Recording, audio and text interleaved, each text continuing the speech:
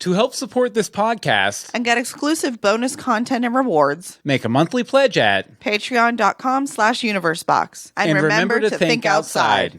Tonight on Universe Box. Tom Hanks tackles SNL. Tesla perfects the self-driving car. And Nintendo unveils the future of gaming. This is Universe Box. I'm Bill Meeks. And I'm Anne-Marie P. Simone. This is Universe Box for October 20th, 2016. And we haven't been around for about a week. Well, we kind of have. Sorry. We kind of have, because we released episode 9 just a couple days ago. Episode 8 a couple days ago, which was a sampler platter of all sorts of fun sampler plattery stuff.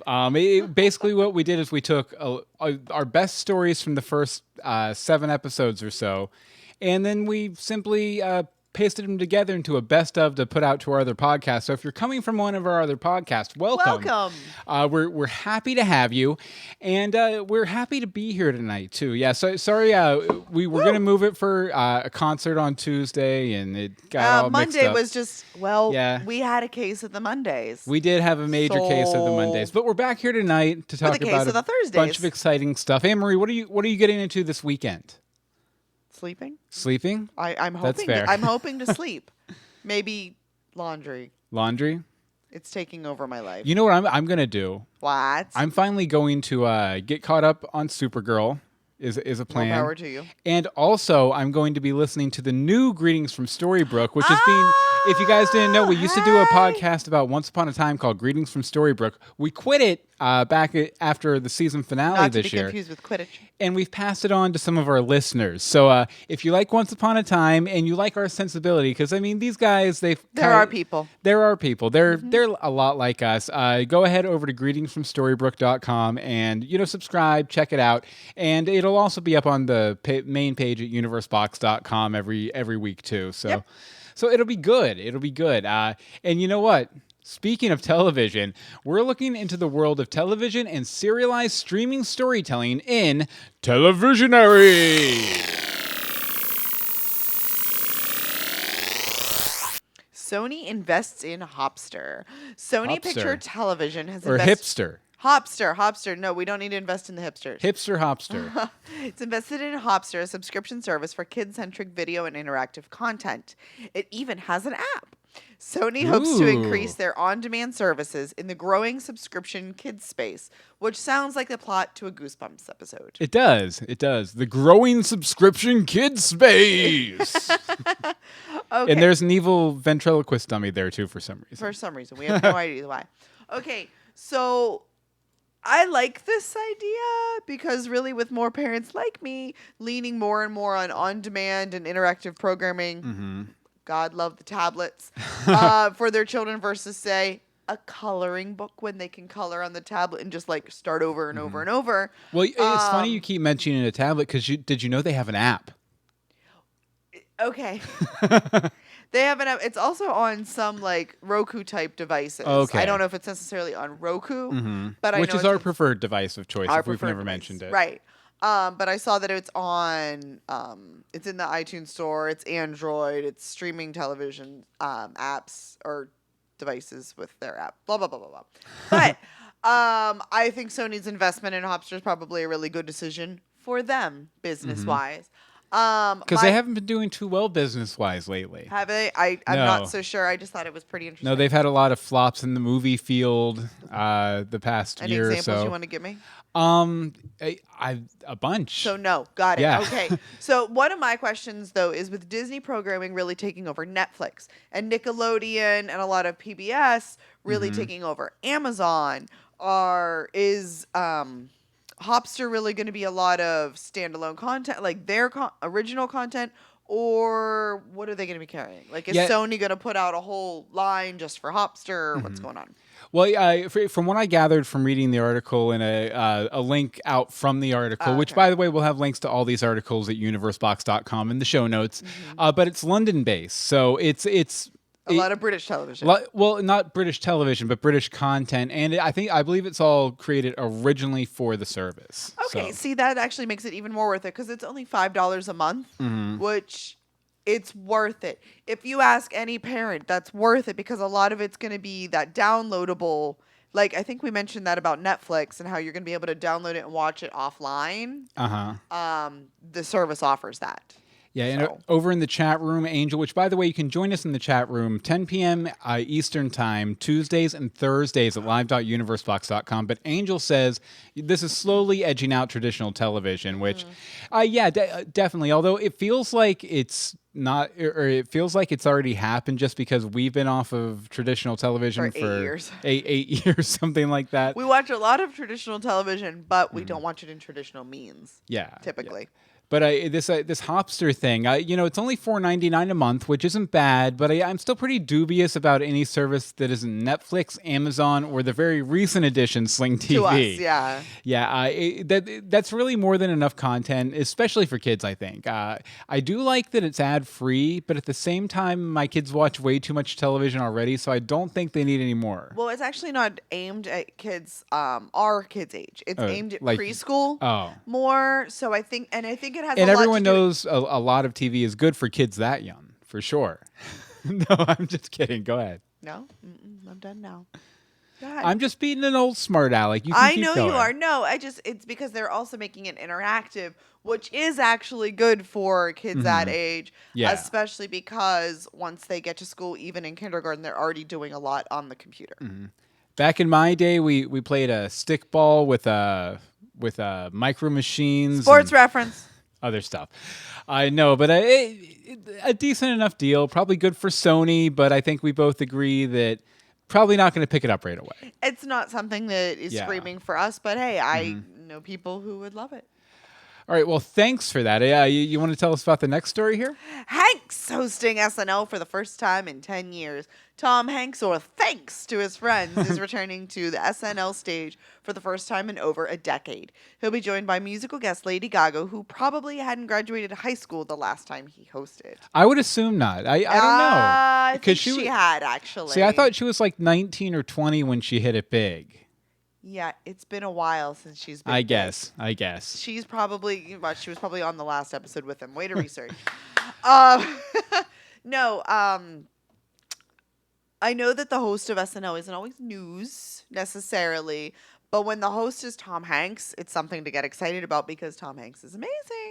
Everything the man touches basically turns to gold, and I kind of can't wait to see it, which is something I haven't said about SNL in years. And if we can get a sketch with him and Lady Gaga, all the better, because bring on the meat dress and Wilson. Definitely. You know what? Although you laugh. I'm very, very afraid about the direction they might go with this, based on how SNL has been the past couple of years. Now, Tom Hanks, first of all, very funny from bosom buddies on, super funny guy. Even when he's having a casual conversation, like I've heard him on the Nerdist podcast. Hilarious. Right. Hilarious. And I'm sure he's going to do fine despite whatever quality material they bring him. Give him. Yeah. Yeah. I'm just really hoping it's not an episode filled with parodies of his classic films. Like, I don't want to Run Forrest Run or Big or anything else like that. There's going to be at least one or two like of them. During the opening monologue, okay, that's to be expected. But he's way better than a sort of trotting out Zach Morris on Jimmy Kimmel kind of throwback, like made for viral video. Tom Hanks is... He's Hanks. Better class than that. Yeah, he's Thanks. But I just give him some good material, Lorne Michaels, please. Lorne Michaels, do the man right. Let's see, over in our chat room, let's see, Angel T says psychology studies might agree with your sarcasm, Bill. I kind of thought they might about the children watching too much TV. And there's studies in both directions, just saying. And she also thinks that Tom Hanks is an amazing actor. And you know what he's an amazing actor in? Films. So go ahead and grab some popcorn. I don't know where you're going here. Go ahead and grab some popcorn and find your seat. We're opening up the curtain on Cinematters. Okay, Anne-Marie, it's Thursday, which means it's time for one thing. What is it? It's the weekend box office preview. Yes. Okay, so there wasn't much to pick from this week, folks. Yeah, because if you didn't know, usually last weekend was the good weekend. Usually what we do is we go through and we find what movies are opening and we each pick one to talk about. Whether we've heard of it or not. Because we don't want to talk about 50 movies. No, because... every week. No. Yeah, so... that would take too long. So what was your pick this weekend, My Marie? pick this week is Keeping Up with the Joneses. Basically, it's there for a giggle. It has a star-studded cast with Zach Galifianakis, Isla Fisher. Isla Fisher? Isla Fisher. I can't pronounce it. Sorry. Gal Gadot and John Hamm. So there's 4 really good actors right off the bat. However, it just feels like your regular run-of-the-mill comedy anymore. Like they can chug these out so quick. Just to make a couple bucks. Yeah, actually, when you were telling me what the cast was before we started the show, I was like, didn't I pick this a few weeks back? Yeah, it was very similar. And you know what? It's that same genre. It's it's not a terribly original or intriguing story, but it doesn't look bad. Like I could see myself watching it at home on the couch in my pajamas with a beer, but I don't see myself spending the money on a babysitter in a movie theater. Mm-hmm. Sorry. I mean, it was a funny clip. I mean, yeah. But it more maybe save it for Netflix. This is a save it for at home. Although I don't think we've mentioned this. We've been watching a lot of Sling TV and stuff lately, and they have plug of the episode, but whatever. But no, they have we should get sponsored. But they have ads on there for The Huntsman, and at the end of it, they always say will not be on Netflix for years and years and years. It's okay. I'm not watching it anyway. Okay, and my pick was Boo, a Madea Halloween. Yes, Tyler Perry is back as Madea in this perfect example of how an indie darling builds a career by making crap. Wow. Okay, first of all, before you think I'm too harsh, I really liked Diary of a Mad Black Woman when it came out back in 2005, the original Madea movie. Mm-hmm. And I thought that Tyler Perry was destined to be his generation's Kevin Smith or Robert Rodriguez or Quentin Tarantino or something like that. But he very quickly sold out with 1 million Madea movies and a lot of really bad TBS sitcoms. Oh, I forgot about the TV show. Well, we used to live in Atlanta, and that's where his studio is based. That's where they make all those TBS sitcoms. Yep. But this outing, I watched the trailer, it really looks to be the worst of the lot, and it sticks the titular Madea in your basic scary movie Halloween parody kind of thing. Looks like there's going to be zombies and ghosts and people screaming, but it looks really... It looks really lowbrow, just like the scary movie movies. Nice. Still, Tyler Perry's movies are really popular, and we haven't had a really great Halloween comedy, I don't think, since Ernest Scared Stupid. That's because you love Ernest. So I predict it'll probably win the weekend and then drop like a stone next week. Let's see here, over in the chat room. Well, first of all, we've been joined by Bobby. Hello, Bobbert. He says he's cramming for tomorrow. That's true. On this channel tomorrow night, 9 p.m. 9 p.m. I believe. But live.universebox.com, they're going to be doing the first episode of the new Greetings from Storybrooke. Yep. Please join them in the chat. We'll probably be there, maybe. More than likely. What else was being said? Angel says, for movies, all I know is I'm sick of the new Ouija movie trailers. I saw that one there, and I was like, nope. I'm not even watching that one. You know what's interesting, though, is I saw today that on Rotten Tomatoes, it's getting like a very high score, like a 90. The Ouija movie? The Ouija 2.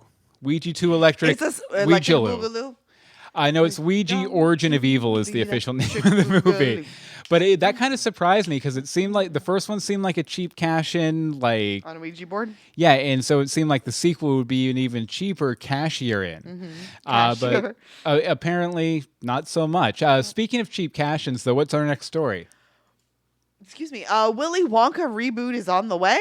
What? A new Willy Wonka is on the way, brought to you by a Harry Potter producer and written by a guy who wrote The Secret Life of Pets. Oh, I didn't read that far.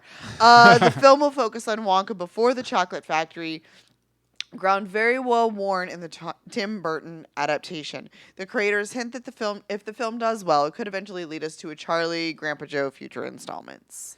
Which, by the way, I will mention back on the Universe Box, our Universe Box Classic feed, we reviewed both movies, the Tim Burton one and the Gene Wilder one. So we compared and contrasted. Hey, how do you think that would have been if Tim Burton had played Willy Wonka in his reboot? That would have been great. But what do you think about this new prequel? Okay, so even with a key player from the Harry Potter franchise working on this reboot, I am very skeptical.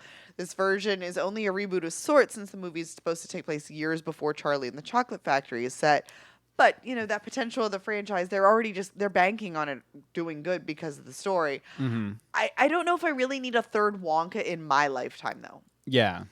Well, I don't know. I think I have a different perspective on this because, Gene Wilder was my first, obviously. And, I saw that movie many times. But then when I got into community theater, there were like 3 or 4 productions of Willy Wonka or Charlie and the Chocolate Factory in the local area. So I saw a lot of people do it. And I didn't. I kind of saw the different interpretations and stuff. So, I really have issues with it because I just want to keep the Gene Wilder in my head. Like, that's my childhood and that's the one I want. Yeah. I know we're hosting a reboot right now, but I am so tired of reboots, and I've said it before, and I will continue to say it. Just stop. Somebody write something original. Create your own character. Mm-hmm. It doesn't even have, there are only what was it? Not Plato. One of Plato. Those old philosopher guys. He had 26 dramatic situations that every story falls into one of these 26 categories. So, it's you really can't write an original story. There are pretty much... Yes, you can. There are 26 variations, but you can do the original... The world is a little bit different since the time of Plato. No, but I'm just saying that if you read those dramatic situations, you can... if you have a story in your head, you can find one of those situations that matches it 100% of the time. But the point is, you can have an old played out story that's been being told for thousands of years and make it original by making the characters original, by making the voice original, the perspective original, and that's really hard to do when you're doing the same pre-booting Willy Wonka. Yeah. But as for me, as much as I love the first the film version of Charlie and the Chocolate Factory, the Burton one, I thought its biggest weakness was the stuff with his dad. His dad, who was the dentist and played by Christopher Lee. If this movie is less like that and more of the scenes of him traveling around the world and building these giant chocolate castles that melt.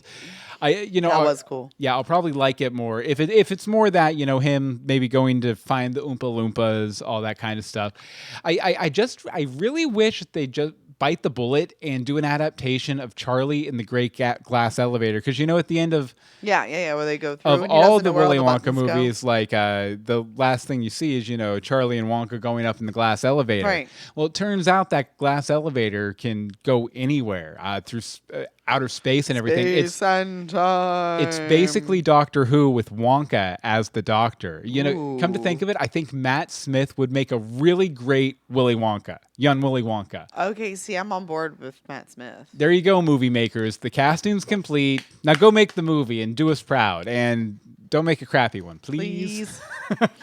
Okay, well, we're going to get back into talking about some more entertainment news stories this week. But first, we want to tell you a little bit about our Patreon. Anne-Marie, what's a Patreon? A Patreon is a way for you to help support our podcast and all of the stuff that we do. All of the stuff. Through a monthly donation, reoccurring charge on your beautiful little credit card. Yeah, it's like NPR or something where you throw them a couple shekels every couple months. This is just throwing a small amount. You get a little something back every month. Yeah, and we have a lot of different rewards. We have different tiers we're trying to unlock, like a podcasting course. Yes. If you have ever wanted to be a podcaster, help us get there, and we'll give you the course for free. All the way up to a big Universe Box party here in Orlando, Florida. But the biggest plus of the Patreon is if you donate $5 or more a month, you become a member of the $5 Star Patrons Club. Patrons Club. Patrons. Now, this is a very exclusive club. Like I said, you have to donate like $5 to get into it, which is insane. But what we'll do for you, one, we'll read your name on every episode of every podcast we do as long as you're giving the donation. And two, we'll rub your feet. Who doesn't like having their feet rubbed? Nobody. And we have some Epsom salts, some nice lotions. I am not rubbing your feet. Okay, I'll rub your feet. I'll rub everyone in this list feet. The $5 Star Patrons Club: Becca Baca, Angel, Holly Mac 79, Monica Jones, Sage of Earth, Harry Seidler, Timothy Peters, Robert Cattler, Hope Mullinax, Karen Horlatcher, and Jessica Gonzalez. You guys, you're getting your feet rubbed. And it's all thanks to your donations over at patreon.com/universebox. And then remember to think outside. What's wrong with rubbing people's feet? Oh, no, I'm all about rubbing people's feet. You're not that good at it. Oh, I'm not? Okay, no. Sorry about that. Okay, it's okay, though. You know what? You know what'll help? What? I think if people throw on their headphones and, I'll warm up my pipes. And then we're going to make sure your modern music knowledge is in tune. That wasn't in tune. So our first story for In Tune is the 2017 Rock and Roll Hall of Fame nominees. So the Rock and Roll Hall of Fame announced this year's nominees, and it's a roster of bands that'll make you feel old when you hear them. The nominees are Journey, Yes, The Cars, or include, because it's not all just that.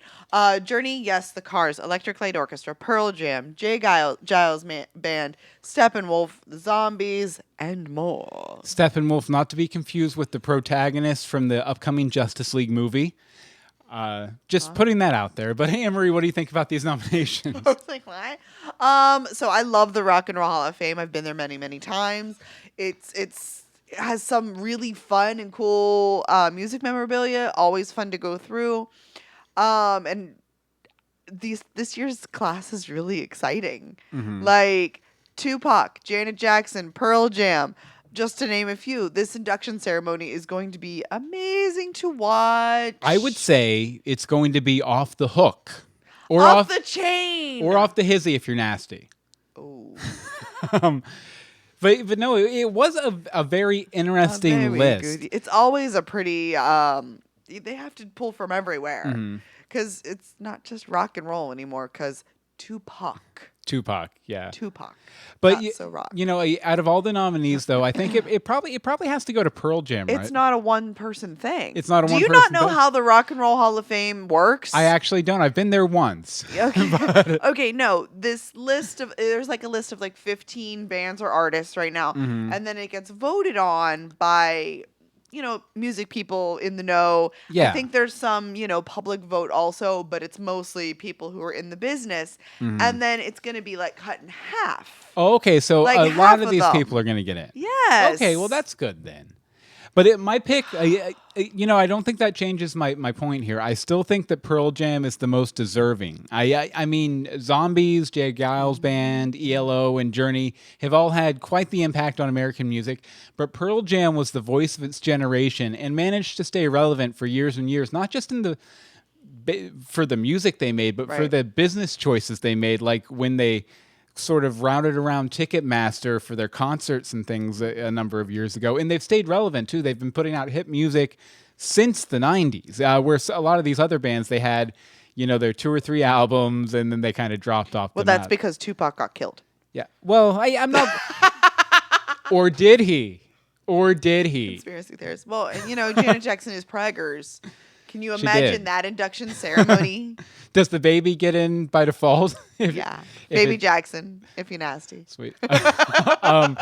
But, with all these bands, so I mean, Journey's probably sold more albums, but when was the last time they did anything but play the same 12 hits over and over and over and over again and switch out the lead singer every time someone's voice cracks? Mm-hmm. But I'm actually a little surprised about the Jay Giles Band, though, because they always felt sort of like a 3-hit wonder to me. Like, they had a couple good songs, and then they never did anything again. But that's the thing, is those 3 songs had an impact. They wouldn't have gotten nominated if there wasn't some form of an impact. Journey can thank Glee for their nomination, probably. Well, I wouldn't say that. I mean, Journey's pretty... I know, but it brought it back around. Journey can blame the jukebox in bars across the country for their nomination. Because if I have to go into another bar where they're playing Don't Stop Believin'... Exactly. And everyone's singing along. But everyone is singing along that's like our age and younger because of Glee. And then click, click to Sweet Caroline. Like, those are the two. Sweet Caroline. Ba, ba, ba. Which is always where it goes. And some people only sing the ba, ba, ba. I'm the ba, ba, ba. Okay, but speaking of having an impact, though, this next artist, I think, has had a bigger impact on music than any other artist since maybe Da Vinci. You want to talk about this story? on music? What? Okay, so Kanye West has added 20 shows to his St. Pablo tour. Kanye West is expanding his, you cannot spell, St. Pablo tour with 21 new shows starting November 17th. Dallas, Denver, Houston, Atlanta, Philadelphia, and several cities right here in Florida are on the docket. Mm-hmm. And the third leg of the tour will include all of the same spectacle that has been making the news over the past several weeks. Yes. Like the floating stage and the holdups in Paris and things like that. Anne-Marie, what do you think about this news? Kanye's coming to Orlando, y'all. Okay, so I really would like to go, but it's Kanye, so it's expensive. Yeah, so if you would like to make a expensive. one-time donation to Universe Box and market Kanye, we'll go. We'll review. We'll do the filming thing that we do. Definitely. You can do that just by going over to universebox.com, and it's kind of blanked out here for some reason, but over on the right-hand sandbar, there's a PayPal donate button. If you click on that, mark your donation Kanye. We will put all those funds towards going to the concert. And we'll do a full review of the Kanye concert. I'll do a Kanye special. We'll do a Periscope. It'll be the whole shebang. Nobody Periscopes. We do Facebook Live now. No. You're old. No. No, but from what I hear, though, Yeezy puts on a really good show, and that floating stage of his seems pretty cool, too, as long as you're not under it, which I think I've talked about before. Now, the tickets are sure to sell out fast, so if you live anywhere on the tour, I'd go ahead and sell a car or a kid so you can hit up a scalper. Or maybe you could just stage a jewelry robbery and collect the insurance money. Oh. I think that would be appropriate, and I think Yeezy would approve. He would. He probably has like a book out there, How to Rob Yourself in 5 Easy Steps. 5 easy steps. 5 easy steps. Perfect. Okay, over in the chat room, Angel's weighing in on some stuff here. She says if Matt Smith played a young Willy Wonka, she'd be interested. Mm-hmm. And she was hoping for a golden ticket as part of the $5 Star Patrons Club. Sorry about that. But I've got a golden ticket. And she actually blames the movie The Losers, the movie based on The Losers comic, for her love of Don't Stop Believin'. Because I guess it factors in. I haven't seen that movie. I don't know that one. I know The Losers, but I don't know the movie. I've never seen the movie. Baby. Yeah, but you Bobby blames Journey. Yeah, Bobby blames Journey over in the chat room. Nice. Okay, well, you know what? You might have seen the song in the movie, but did you see the song in the box? I mean, really, what's in the box? What's in the box? You're about to find out. We've each selected a special story to discuss. Let's pop open the Universe Box. Okay, Anne-Marie, what's your pick for this week? Oh, self-driving cars are here. Whoa. So, dude, this is totally happening. Tesla has started road testing self-driving cars with a cross-country drive scheduled to happen in late 2017. They have also confirmed that all of their cars from now on will be equipped with the self-driving software. Okay, so this is completely and 100% exciting to me, even though I can't afford a Tesla. Because it just means that sooner rather than later, other cars are going to be going in this self-driven direction. So road trips are going to become even more awesome. Like, the driver will get to not have to, like, focus. Yeah, you can just, like, hang out. Right, have and there's a video. I don't know if you could quite have a beer. Like, you're an emergency person. But in the video over with the article that we have, they show you the person driving. Like, there has to be a person in the seat for right now because, laws. Yeah. They can't actually just send the car out. But well, they don't touch it. The car, it parks itself and you summon it. So can you imagine like going to the mall and you just like it drops you off at the door. It parks itself. It can read like handicapped signs so it doesn't park there. Yeah. And then you pull up on your phone. There's like a summon button and it just comes to you. See, I really love the idea of self-driving cars. What I don't love is a self-driving car with non-self-driving cars on the road. Like, I'm sure they're probably going to keep the driver requirement until the point when all cars are self-driving cars, which I hope will be sooner rather than later. It'll make carpool really easy. It's really cool, though. I mean, I've seen a lot of videos for these, but I've also seen some news stories where people are trusting them maybe a little bit too much this early in the technology. And there was one guy who had a YouTube channel with dozens of videos of him like being like, "Hey, look, I'm driving," with his hands up in the air, and then he ended up passing away because the self-driving car didn't quite work as well as he thought it would. Well, I think from what I can tell, these ones seem a little bit more advanced than that. Yeah, and I mean the technology is going to continue to improve, but just be careful. All due caution. Yeah. Over in the chat room, Angel says Tesla cars are really cool if only they weren't so expensive. Very, very true. So true. You know what else is probably going to be expensive? What? My Universe Box pick. What? And that is the Nintendo Switch. Nintendo announced today that their new console is going to be called the Nintendo Switch. Its biggest feature has to be the ability to pull a tablet out of your console and take your games with you on the road. That's pretty cool. Basically there's a dock that you hook up to your TV, and you're playing your game or whatever, and you just walk up, slip out the tablet, and you can walk around and play your game. It also uses game cartridges rather than disc, meaning faster. We're back to the cartridges, though. Yeah. Yes. And it also, even that you get that whole, cleaning out by blowing experience, but also you get faster loading times with disc versus, or with cartridges versus disc, and less smudging up the underside with your dirty little fingers. So dirty little fingers. And you don't have to worry about like dropping it on the ground and getting scratches and all that. So, which is good for a portable system. Now I saw a supposed leak of this design a couple months ago, I think. It was basically some schematics that had been registered with a patent office or something like that. Right. But the one comment I saw over and over and over again when this was posted was that Nintendo would never do this. Like, this is not the system. And then today, it's the system. Yeah, but the announcement comes out, and it's totally the system. And now, another thing I really like about it is that tablet you pull out of the console. It has these two controllers that snap off the ends of it. That makes me nervous. Or they might slide off, but then you can play a 2-player game with your tablet, and you're just like. It's a lot of fun. It's going to make 2-player games a lot easier, and that's something that has been concerning me about certain technologies, that they're very insular and very you and the device, and that's it. And Nintendo with stuff like Pokemon Go, although I mean they weren't the complete creators of that. Niantic had a lot to do with it, but it seems like Nintendo's trying to make it a more communal thing again, which I think is really cool. I bought my Wii U because a couple years ago, because they said that the new Zelda game was going to be coming out sometime in the next year or two. And I was like, okay, I'll get a Wii U now, and then I'll have it when the Zelda game comes out. Okay, well, the Zelda game's going to come out when the Switch does in March. But it's also going to come out on the Wii U, so I'm probably not going to be picking up the Nintendo Switch anytime soon. I don't know about that. We'll see. It depends on the price point. They haven't announced the price point yet. I think that's really what it's going to be. As long as we're not doing like some $500 system here, we're probably going to get it. We'll see.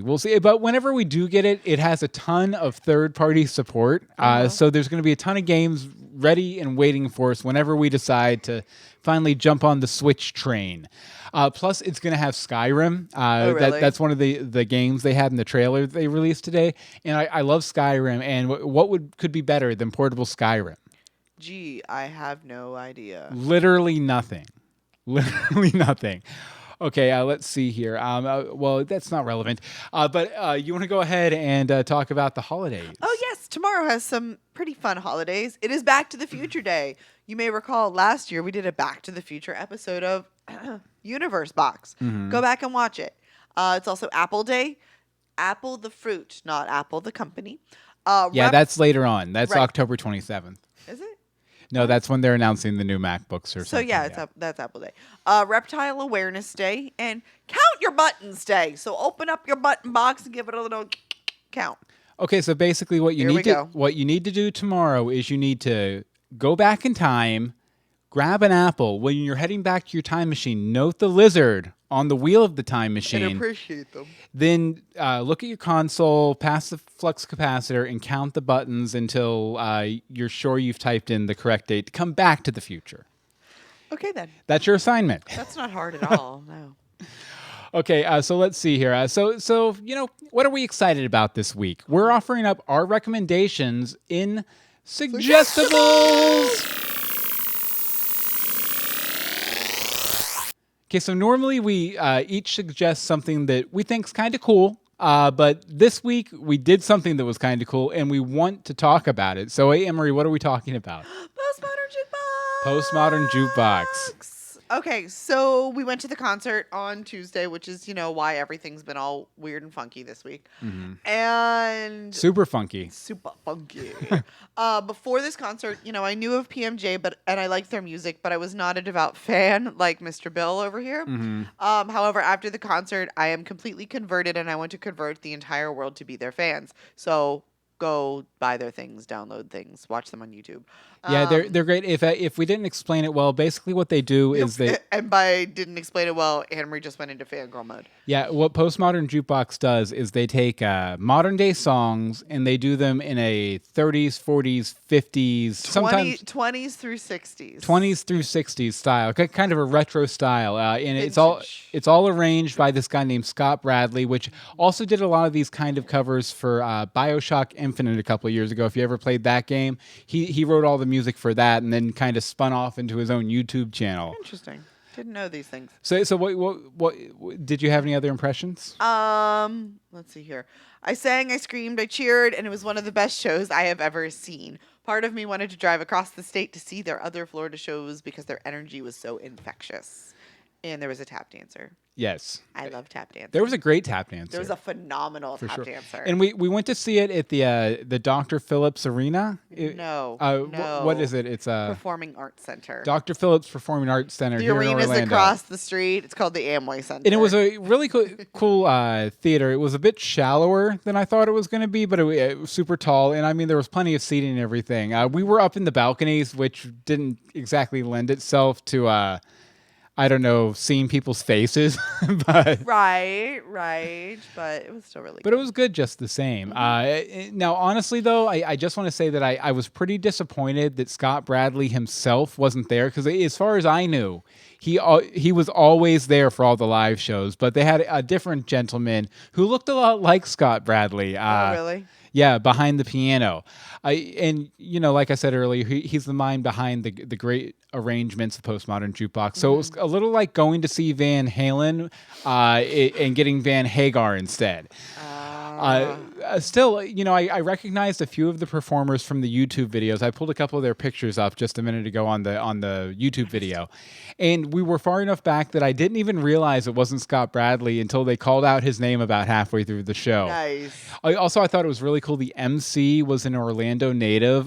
So, lots of inside jokes. He was amazing. Definitely. He was absolutely amazing. His shoes were sparkly silver glitter, and he had this bun on the top of his head. Mm-hmm. Either. Yeah. Mbop. Definitely. Yes, they did it. Mbop by Hanson. It's the big finale. And but the standout to me either had to be they're all about that bass cover, just because I love that arrangement of it. It's the same arrangement from the YouTube video, although they didn't have the girl who does it in the YouTube video. The guy is amazing, though. Yeah, the bass player with the big beard and everything. Definitely. And they also did this really funny comedic striptease for Genuine's Pony.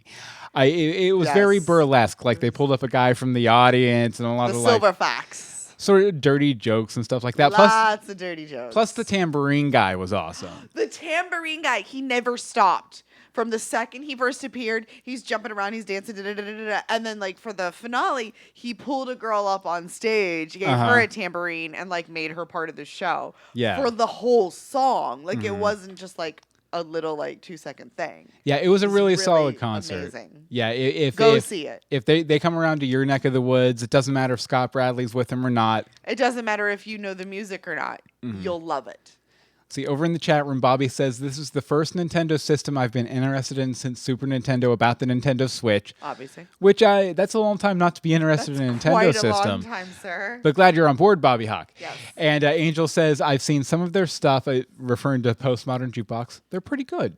They're pretty amazing. They are pretty good. If nothing else, go subscribe to the YouTube channel because they release a new video every week. Mm-hmm. And I particularly recommend any of the Puddles the Clown videos they've done. Also subscribe to his YouTube channel. He's just good. He has his own YouTube? Yeah, he has his own YouTube. Oh. He does some stuff outside of Postmodern Jukebox. Interesting. So. Good to know. He's actually played, he dresses in this big sort of like Palagotchi clown uniform. He doesn't speak except to sing, and he sounds exactly like old Tom Jones. Like old Tom Jones music. He's played by a guy named Big Mike Greer, who's from Atlanta. ATL. But, very cool guy, very cool scene, all those people for sure. Mm-hmm. But you know what? I feel like I'm blathering. You are a little. But we can't wait to hear your blathering. So let's hear what our listeners have to say in Blatherskite. We actually have Blatherscapes this week. We do. Yay! It's amazing. And first up, if you want to read it, Anne-Marie, sure. We have a letter from Angel. We have a letter from Angel. Hey, Bill and Anne-Marie. So this might be a little later for homework, though it doesn't seem like you had a show on Monday. It was a best of show. Yes. So here's a response for last Thursday. Before episode 10, we had the best of. Whatever. Finally got around to watching the Rogue One trailer, and it was pretty good. It has a similar feel to the originals, I think. I'm not going to tell you guys are wrong because, hey, respecting people's differences and opinions is cool. Mm-hmm. Anyway, for more relevant news, for what looks like you guys are going to be talking about today, it looked like some of the new Nintendo stuff. I think what they have with Nintendo Switch seems like a cool concept. It would be great to be able to play the same games at home and on the go. The one issue with the design, more specifically for what seems like the gamepad for the at-home version, it just seems so bulky and a little uncomfortable to use. Maybe that's me. Also, something to share if you guys haven't already seen in the past 3 days, which I don't think we had. Mm-hmm. So these two Pixar animators, Lou Hamo something or another and Andrew Coates, had this little side project. And it is really great short animation. However, just a warning, it is very, very dark. Darker than anything Pixar has made us cry with. I love dark. And, well, it's probably will make you cry. It made me cry. Mm-hmm. I cry at everything, so I'm sure I'll cry. Anyway, here's a link to the animation and story if you're interested. She did let us know in the chat room. It's about 7 minutes long, so watch it on your own time. Yeah, we're not going to play the whole thing, but we will have the link in the show notes at universebox.com. I saw this link pop up on, I think, Reddit or something the other day, but I wasn't in the position to sit and watch a 7-minute video, but I do want to check it out. It looks really good, and the animation looks awesome, too. And, Angel mentioned the Rogue One trailer. Last episode, we reviewed the Rogue One trailer, and then we gave people homework for Blatherscapes to tell us what they thought about it. Yep. So we need to give them homework for this week, since we were just talking about Postmodern Jukebox.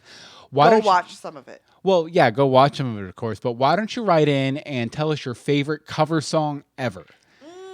I think that would be a lot of fun. And a little why, if you could. And why it's your favorite. A little bit why, too, would be good. And if it's by an indie band that we can play without getting a copyright strike, all the better. But let's see. And we did have one more Blatherscape, this time from Monica. Take it away, Monica. Hi, Bill and Anne-Marie. This is Monica. Hey. Hope this didn't come in too late. Just wanted to drop this book suggestion in to you guys. Since it is National Book Month and Throwback Thursday, I wanted to send you guys something that was my first email into Greetings from Storybrooke back when you guys had Audible as a sponsor. So one of my favorite books is called People of the Book. It's written by Edwina Wren. If you want to do the audio, I highly recommend it. Edwina Wren does the audio. Geraldine Brooks wrote the book. But Edwina does this fabulous, and she voice acts it more than she reads it. Nice. She does all these different accents and whatnot, really helps bring it to life. The book itself follows a 500-year-old Haggadah. That's the Jewish book that tells the story of Passover. Okay. What makes this one particularly interesting is that it's illuminated in the Christian style at a time when it was believed that the commandment in Exodus got shot not making engraven images, would have prevented any sort of pictures at all. And so we start off the story in 1996 in Sarajevo at the end of the Civil War, and book conservator Dr. Hannah Heath has been brought in to do any repair work and conservation work that the manuscript might need in order to be stabilized. And as she's doing this, she finds 4 items: an insect wing, a wine stain, a saltwater stain, and a white hair. So she starts taking these things around to various experts in the field, friends, co-workers, to find out more information about these particular items. The first one is the insect wing. Come to find out it's a piece of a butterfly wing. So then we jump back in time to Sarajevo just before the Nazis invaded. And we're following the life of this young Jewish girl who's maybe 15 or 16 years old, just going about her day-to-day life. And then the Germans invade, and she loses her family. She escapes, ends up being hidden away by this couple, and that's when she comes into contact with the book. And we find out how that insect wing got in the book. And then we jump back to 1996, and Hannah goes and takes the next piece of evidence to the next person. Oh, it got cut off, I think. But yeah, it sounds like a very interesting book. We'll definitely include a link to that in the show notes. And thank you very much, Monica. If you want to send in your own Blather Skypes, including your favorite cover song for Tuesday's episode, email us contact@universebox.com, tweet us at universe_box. The Facebook is facebook.com/groups/universeboxshow. And the voicemail number is 424-274-2352. Again, that's 424-274-2352. Over in the chat room, Michael Lucero weighed in. He says, all I want to know is when the new Pokemon come out for Pokemon Go. I need to capture some gems. Of course, we want to thank all our chatters tonight, Angel and Bobby and Michael. And if you want to join us in chat, we do this every Tuesday and Thursday, 10 p.m. EST at live.universebox.com. Now, we do have some takeaways to close up the episode with. So, gone are the days when kids got in trouble for ripping apart their Nintendo. Soon, drinking and driving will be totally awesome. If you're going to see Scott Bradley's Postmodern Jukebox, don't be surprised when Scott isn't there. And don't stop believing in Medea. So, Anne-Marie, don't stop believing. Okay, what? In Medea. Anne-Marie, where can people find you online? You can find me on Twitter at AMDSimone. As for me, you can follow me on Twitter at Bill Meeks. You can find this podcast and all of the podcasts we do at universebox.com. And like I said, I believe tomorrow, Friday night, the 21st of October, at 9 p.m., live.universebox.com. Greetings from Storybrooke is getting its own reboot without us. We're really good at this reboot thing. With Bobby. I highly encourage you. Bobby, Liz, and I believe Hoops. Yeah, Hoops. So I highly recommend you check that out if you like Once Upon a Time. And they'll be putting out an episode every week from here on out at greetingsfromstorybrooke.com. So I think that about does it for this week. We're back. We're good. We're back. We're good. We're doing it well. And we will continue to do it well next week. But until next time, remember to think outside.